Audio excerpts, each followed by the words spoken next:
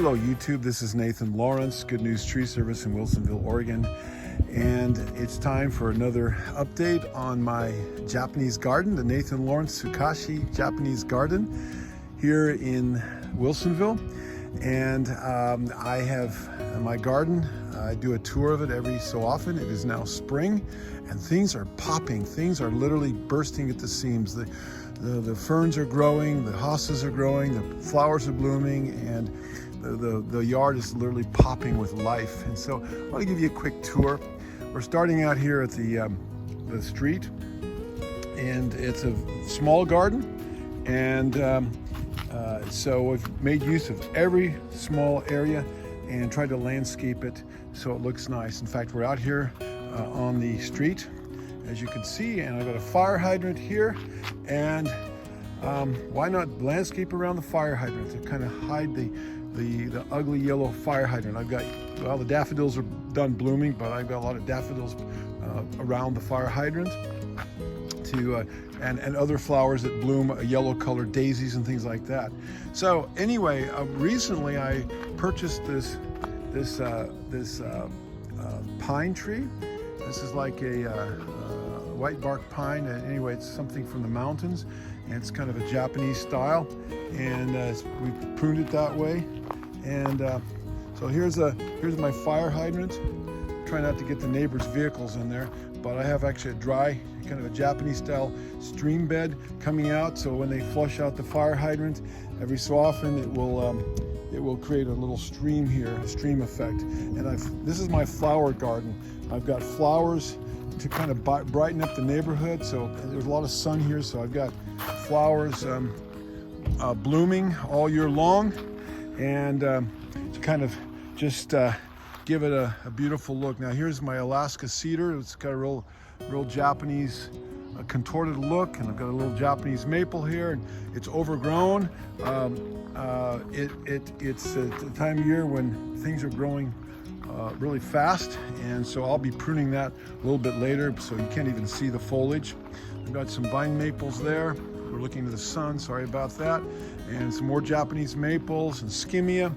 And the iris beginning to bloom, and the ferns are starting to pop out and grow. And here's my huerca plants that are different colors, and then some hyacinths that are blooming. Now I've got my ginkgo tree here, which I have pruned in a Japanese style, and then I've got cobblestones that used to pave the streets of downtown Portland, and I brought them in here, and I even got some horse rings down here. So this is my own detritus that I pick up here and there. It's a very Japanese thing to do, to pick up different things and add them into your yard. But these are actually horse rings. They're probably 120 years old or more. They came from downtown Portland. I found them laying around, so I picked them up. And this is sandstone curbing that came from downtown Portland, some old buildings. So welcome to my garden. This is my own personal private garden of Eden, and I've got everything pruned in a Sukashi, more or less in a Sukashi, a Japanese style of pruning. And I've got a gate, torii gate, that you are able to go through, step into this Garden of Eden. And this is my personal Garden of Eden. It's my little oasis in the middle of a crazy world. And I've built everything from scratch over the last 30 years, and planted the moss and the ferns and all of these wonderful trees to kind of give me a little buffer from the world around me and the neighbors. And even then, we have just had built next to us a 3-story sixplex that looks right down in our backyard. So anyway, I've done everything I can to kind of wall off the world, and so I have my own little piece of sanctity in the midst of a crazy world. Anyway, this is my front yard here, and I like to come out and walk around in my yard. And I find a lot of peace and rest here. My wife and I share it. Here's my front steps. I'm working on trees. I've got pots, and we have a little mugo pine that I'm got wired up. I'm bonsaiing, and I've got sedums and succulents planted in these pots. Here's a Japanese yew plum, and my boxwoods need pruning. They're getting full, and got a little impetitum rhododendrons. I've got some really old rhododendrons here, and then this azalea is in full bloom, and it's gorgeous. And got a blue atlas cedar there at the corner of the house that I've been pruning for years.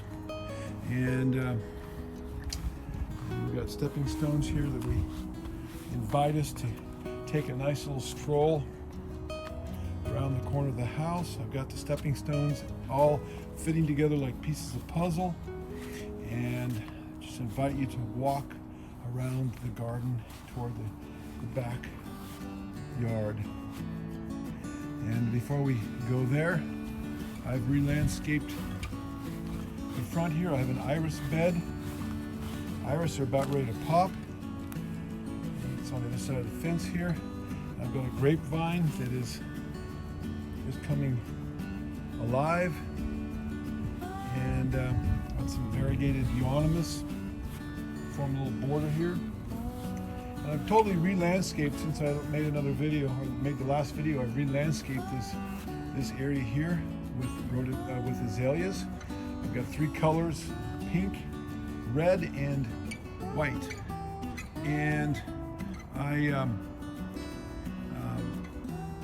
want them to literally form a whole border here, and let them get tall and prune them in a kind of a sheared cloud pruning style. Here's a deodara, weeping deodara cedar that I planted when it was about 12 feet tall. Now it's about 35 feet tall. It's got a nice contorted look. I'm really happy with how that's turned out. I even got a palm tree in here that kind of graces the front. And got another Japanese yew plum, and then here's the ginkgo tree reaching to the sky, and I've got it pruned. It's about 20 feet tall, 20 feet tall, and I prune it out every year in this kind of keeping it in a bonsai, but it's not bonsai. It's Sukashi style again, open and thinned out. I've got another little, I'm not sure what it is. It looks like a little coast pine or something that I'm pruning. I've got it wired up so that it will grow out over the lawn. I've got fascias in here. They're starting to grow. Everything's growing. And here's some New Zealand flax. And the ajuga, I think that's what that is blooming. Columbines are coming up. I've got a few flowers in here. Here's a new addition to my yard, my garden, is a lantern. And it's my lanterns. I've got 4 lanterns. I'm not into, the Japanese are, well, they got the concept of Japanese gardening, that style, from the Chinese. When the Buddhists came over to Japan, they brought the Chinese style of gardening over with them about 700 AD. And I'm not a Buddhist, and I don't, their landscaping is very along Zen Buddhist lines, and I like the aesthetic principles. Here's a Laurustinus is blooming. I've got it sheared, and I've got arborvitae here that are blocking off. You can see the tip of one of the apartment buildings up there. Anyway, we're walking toward the back here. We've got dogwood, and we've got there's one of my sprayers that I use to treat the photinia against leaf blight. But the Buddhists, I like a lot of their aesthetic principles. I'm not partial to their religious ideals, which have worked their way into a lot of the Japanese gardening principles if you go back and read about geomancy and all that kind of thing. And I'm not into that. I'm just into the aesthetic aspects of it. For me, my garden is a place for me to commune with God, to pray, to read my Bible, and to, as a Christian, to enjoy my little Garden of Eden on this planet. So here's another gate as we start to walk into the backyard. And I made this gate. It's kind of unique. I've got a lintel on top made out of a piece of old, looks like Hollywood juniper that I cut down. And we're going to go through this gate. This handle is a handle that came off the old farmhouse that I grew up in, that my grandfather built. And I took that handle. It's a brass handle. It's about 100 years old, and I put it on this gate. So now we'll shut the gate, and I've kind of got a trowel here for a handle. Right here, an old trowel. I think that trowel was my great-grandfather's. I managed to procure it and put it to good use. And got an old bamboo rake as a accent on the back of this gate. And then I've got a photinia hedge. That's what I was spraying with the sprayer. It's from leaf blight, but as you can see, it needs to be pruned. It's growing like crazy. Photinia is one of the fastest growing shrubs in the yard, so I will be pruning this several times a year. I've put a rock border here as we walk along, and it's got wine bottles that I put in between as an accent. Again, that's a very Japanese thing to do, to use discarded objects and work them into your landscape. So now we're coming around into my backyard, and I have some large rocks here that they're pointed, so they just kind of invite you to come right out into the yard. And the way they're angled, not only that, this rock here is like a viewing platform where it invites you to stop and to view the site that is here in the backyard. And I've done, again, since I last made my video, I made the last video this winter, I have added some more things and rearranged some of the rocks. The Japanese garden is something that's always a work in progress, always messing around with it. You're always adding and subtracting and rearranging, because plants grow and plants live and they need to be pruned and they die. And so it's an ongoing work of love. Japanese gardens are high maintenance. Here's a little hinoki cypress that somebody gave me. So it's in a pot just sitting there, and we'll prune that out and open that up a little bit. I haven't gotten around to that yet. We do feed the birds. We've got bird feeders all over the place, and the squirrels, because a healthy environment attracts some pollinators and birds and squirrels, and we like them to be in here because they help keep the insects down, and they fertilize, and it just makes a nice environment. So here is my largest Japanese lantern right there. Again, I started to talk about my lanterns. I have 4 of them. Because I'm not into the Japanese religion, Shinto or Buddhism, all of my lanterns are they're actual lanterns. They're not patterned after the Shinto shrine or the temples. I'm not into that. But I have gotten lanterns, pagoda type lanterns, but they're actually lanterns. You can actually put candles in them and use them to light up the garden at night. And here's my moss garden. I've got moss. It's coming along nicely. And I'm really happy. Here's a coral bark maple that I've purchased, and I've got boards to kind of spread the crown out a little bit. It's starting to grow. It's coming alive. That's really kind of exciting. Here, and the ferns are popping out. I've got literally a fern garden. I've got ferns, all different kinds of ferns all over the place. And here's some carex grass. I've got some masses of that in a few places. We'll take you to the other side of the yard in a minute. Here's a weeping hemlock. He shouldn't be out in the sun. He'd prefer to be in the shade, but that's where he is for now. And then I have a dry stream bed. It comes down, there's ferns, and it kind of starts under the base of this yew and this arborvitae hedge, and it comes down here, and empties into this, here's the back of the lawn, into what kind of looks like a beach scene.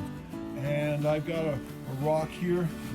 It's kind of a dry stream bed, and I've got a rock that this Japanese lantern sits on. And so it looks like it's an island.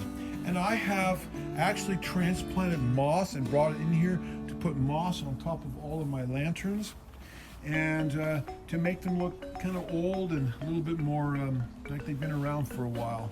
And then I have I've got several pots back here. Here's another Mugo pine, a special kind that I'm going to begin to bonsai prune, and some more Fatsia and some Pyrus japonicas back to their blooming. That's why I wanted to make this video, because I wanted to get the Pyrus japonicas. They're in full bloom right now. And then here's my coast pine that I have Japanese pruned in the Sukashi style. Here's a Stewardia pseudocamellia that I planted a couple years ago, and it's growing up nicely. And I've got some more rocks back here, and I've got a little planter. As you can see, I've used bamboo as a kind of a retaining wall, and I've got here's another Hinoki cypress that's doing quite well. I planted it back there, and then I've got an outbuilding in the back here, and rhododendron, more Fatsia, and here is my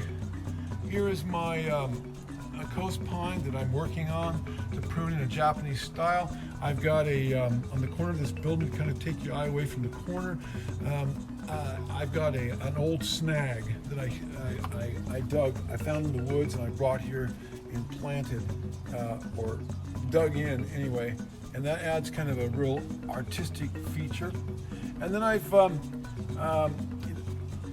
improves the aesthetics of it. And then I put in this bamboo wall, this fence, to hide the apartments next door. I did not want to look at those. I look at them up above my hedge, but at least I don't want to look at them at eye level. And the hostas are starting to pop. There's a hosta there. I've got a lot of hostas. My yard used to be very shady, but then we had to take a tree down to shade it. And so I've got hostas all over. And they're starting to come back. And they do all right, as long as they're not in the sun. And here's another Pyrus japonica that is starting to bloom. And the new foliage is a bright red, which I really enjoy. And I've got lots of Nandina domesticas, heavenly bamboo. And they kind of help shield the building.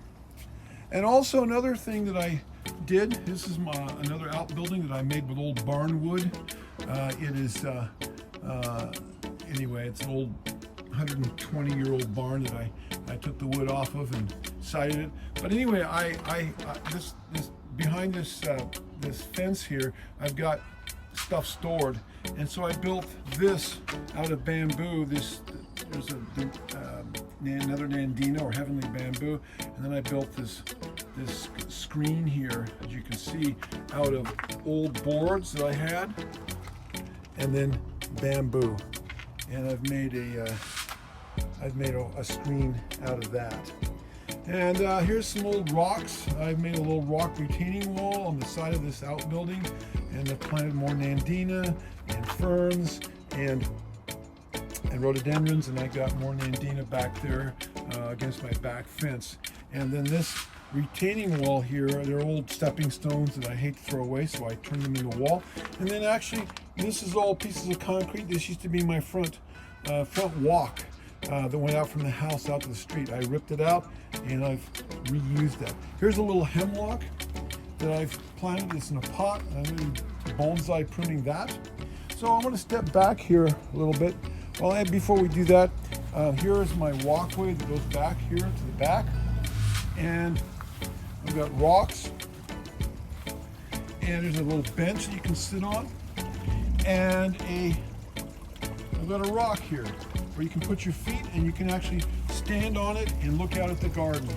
And again, we've got viewing points where we can actually stop and look at the garden from different vantage points. And the hostas are starting to come, the ferns, and so let's step here. And again, I've got another, here we're at the corner of my deck again. I built this last summer. I built this screen so I could sit at my work at my grill without the apartments next door staring down at me. I got a little privacy, so I built this cedar fence here to screen that off. And I also recently redid my deck. We'll talk about that in a minute. I've got some planters that have succulents, sedums in them. And here's a little mountain hemlock, a little collected species that I got, and there's ferns growing around that. But here are these stepping stones. You come around, and I put these stepping stones, they project out into the lawn. Again, it invites the viewer to stand here and to look at the lawn, to look at the garden, to look at the various focal points. I have focal points. I have masses of shrubs. I got a focal point here, and I got a mass of shrubs to just kind of lead you to the next focal point, which is right there where that lantern is. And I've got a mass of shrubs, the carex, and then there's another focal point, and we've got that bird feeder. Like I say, we like to feed the birds, and there's a nice kind of craftsman style bird feeder. And then we got another focal point where that other Japanese lantern is. I use Japanese lanterns as focal points to draw your attention. And then I have this bed area here. Let me focus out. This bed area here projects out like a peninsula into the sea of grass, and it's got the Sangokaku coral bark maple in the center of it, and this moss garden. So it comes out. So again, it draws your eye there. And another thing that I have done is I have put smaller trees. As you go back further into the distance. The trees get smaller. Well, not the yew at the corner of the building, but I've got a hemlock here, and then I've got the little pagoda, and then I've got a little hinoki cypress, and I've got a little dwarf hemlock back there. So the trees get smaller, so it looks like you're looking off into the distance. And that's kind of a Japanese thing to do too, and I've tried to incorporate that into the whole thing. So here's one of my water features. It's an old pump that I used to pump water out of that pump. Years ago, I lived in a place where that exact pump was attached to a well or a cistern, and it worked. And so when they redeveloped the property, I took the pump, and now I have a water feature out of it. And that bucket there, as a matter of fact, I grew up on a farm, and that bucket, I used to take, in that bucket when I was a little child, I used to take water up to the chicken house in that bucket and give them water. And now I've turned it's an aspect of the water feature, and water drains down, and these glass floats are actually floats that were Japanese floats that floated over to the Oregon coast. You used to, 40, 50, 60 years ago, you used to be able to find them laying on the beach.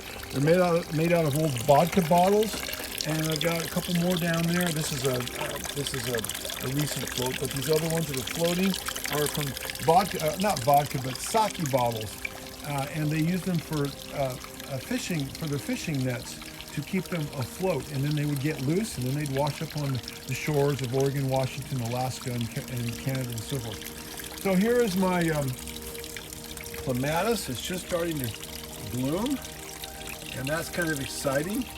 Beautiful. Look at that. Isn't that gorgeous?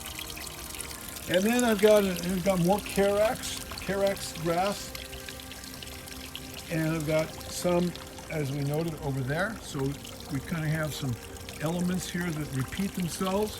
And here's another one of my bonsais that I'm working on. Another mugle pine. I've got it wired up, and hopefully that'll turn into something nice. And here in another few weeks, I'll be candle pruning, doing the first round of candle pruning on my pine trees. Here's another addition to my collection. This is a rock. I planted some moss on it, and it's here by the front door of my office. This is my office, my den, my man cave, and you notice there's a rooster theme. There's roosters and more roosters and more roosters up there, and I've got roosters inside. Here's a rooster over here too. Well, it's because this used to be a chicken house, and I totally, about 30 years ago, I converted it into my office, and so I got kind of a rooster theme going. This is evergreen huckleberry that's native to the Oregon coast, and it's blooming right now. It's really pretty. It's got little lantern type bells on it, and actually maybe this year we'll have some berries. I don't know. And I've got more here, and we go around the side of my office. I've got burning bushes here. This is a burning bush right here, and it often turns bright red in the fall time, which is kind of nice. We walk around the side of my hot tub here, and again we have a little path that goes around to the side. My camellia is almost done blooming. I've got it pruned now it's growing, so it needs to be pruned again. Here's a vine maple, and again it's starting to grow, and it will need pruning pretty soon. There's another fatsia, and here I've got another snag. This is a burnt snag that I cut off and from a forest fire, and I brought it in here. You can see it. I've got a fern in there, so that kind of helps hide the fence, the neighbor's fence there. And then we have another Pyrus japonica that hasn't started to bloom yet. Let me zoom out. And then we have some bonsais in little pots. I've got a little display of bonsais here that I picked up, and I've got a little drip system on them, so when I'm gone, they can be watered. So anyway, one of my recent acquisitions that I'm really proud of, well, before we get to that, I didn't like the look of my deck. So I put new boards on there, but also I decorated with these ornamental grasses and these rocks, these river rock. I put that to kind of take your eye away from the edge of the deck. This is my own innovation. I think it looks pretty cool. And you step back and take a look at it. That's what it looks like. I've got planters on my deck, and I have a wood stove, so I've got a wood box there. And I was going to say, one of my recent acquisitions, and I'm so proud of this, is this beautiful bonsai. It's a juniper of some kind, or maybe it's a cypress. I don't know what it is, but I found it at a nursery when I bought it, and it just really gives the yard and this vantage point from the deck a very Japanesey look. What can I say? And here's a tree that I've been working on for years. I brought it in here many years ago. I was a client of mine who had it in a little pot by the front door. I put it here, and it has taken off, and I've got it pruned. It's another kind of juniper, similar. It's about the same kind as that one. They're very similar. So here by my back deck, by my back door, I've got this pruned, opened up. Now coming down off my back deck, I need to make a new one. This one isn't very good, but I cut a tree we were taking down, a cedar tree. I cut some steps. I'm going to redo that. You know, like I said, the Japanese garden is always being worked on. Always being worked on. Here's my water feature that I made from scratch, and I brought the rocks down from the mountains. I got these rocks out of a river, so they got moss on them, and I planted different things in here to give it a real natural look. And this is right by our bedroom window, so we can kind of hear the water falling, and helps to block out the noise of the city you can hear in the background. And and then here's another. Like I say, Japanese garden is always needing to be tended. I recently got this little Hinoki cypress. I wired it up. He's not doing too well. This winter was really tough on him, so he's dying. So I'm going to rip him out. Every once in a while, you lose a plant. It's just the way it goes. And even with the best care, and I've got another Mugo pine here. I'm going to put him in there. I've got an old watering can, kind of as a decor. Here's one of my other lanterns. This is my first lantern I ever got. I planted moss on top of that. And we're coming around the back of my hot tub. This is actually to hang our towels on when we use the hot tub. And I've got more ferns. And here is, I think this is False Solomon seal. It's a plant that's native to See the mountains around here, Metapyrus japonica, more fatsia, and more burning bushes to kind of tie in with the burning bushes that are up against the back of my office. We walk around here, and again, you can see I've got bamboo and accent, as a little retaining wall with the rocks. And here's another Nandina, which is just sprouting prolifically. And I will need to prune that. And here's another look at my little prized bonsais. They're nothing real special, but I like them. They mean a lot to me. And the little Johnny jump ups are blooming. Around the back of my hot tub, there's a little native violet that grows out in the woods around here.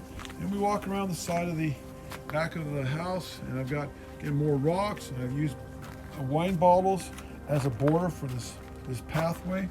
And here's some hellebore, more Nandina domesticas, and another gate on the other side of the house that takes us out around the back of the house back to the front yard. So there you go. So I'm just going to kind of pan around, and so that way you can get the kind of the overview of the backyard. And this is what I get to come home to and look at. And I'm out here almost every day doing something in my yard. It's a work of love, and I put my heart and soul into this. You can do the same thing in your yard. Just get creative and pick different things up, get ideas from other people, read books, and you can create your own Japanese garden. I have a very small yard. You don't need much room. Japanese gardens can be very small. You can use small plants if you learn how to. There's those ugly apartments. We used to have beautiful trees over there. They clear cut all the trees and gave us that. Anyway, it is what it is. Anyway, there you go. If you enjoyed this video, refer it to someone and put a comment. Let me know what you think. All right, take care. God bless.